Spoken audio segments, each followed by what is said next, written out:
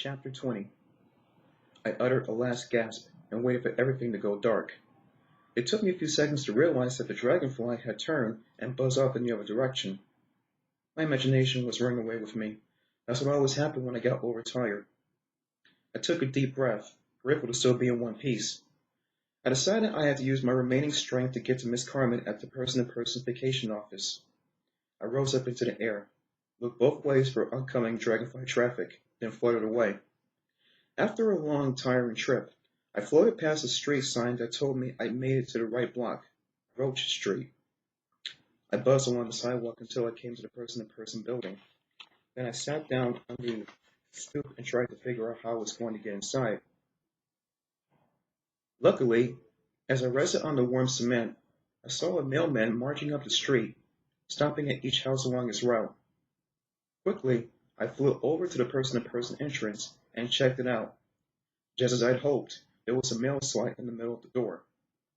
I buzzed over to the doorknob and waited for my chance. Slowly, the mailman trudged up to the building. "Hurry up!" I screamed at him. "Do you think I have all day here?" Of course he couldn't hear me.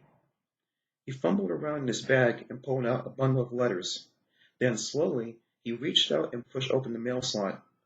Before the mailman had a chance to react, I swooped down in front of his nose and buzzed right through the mail slot.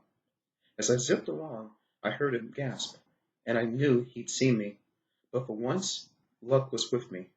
I moved so quickly there hadn't been any time for the mailman to try to swat me. My luck held when I flew up the stairs.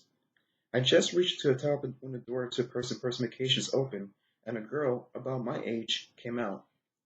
She had long, curly red hair and had a serious, thoughtful expression on her face. What was she faking trading places with someone? "Go home," I shouted at her, "and don't come back here. Stay away from this place, just like what happened to me." Even though I was screaming, the girl didn't even turn her head, but she left the door open just long enough for me to buzz into a person-to-person office.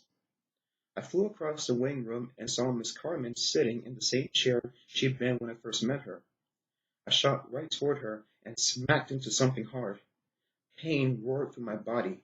I dropped to the floor, dizzy and confused. As my head began to clear, I remembered the glass wall separating Miss Carmen from the waiting area. Like some kind of brainless June bug, I'd crashed right into it. I shook myself to clear my mind. "Miss Carmen!" I yelled. "Miss Carmen, it's me, Gary Watts. Look what happened. Can you help me?" "Can you?"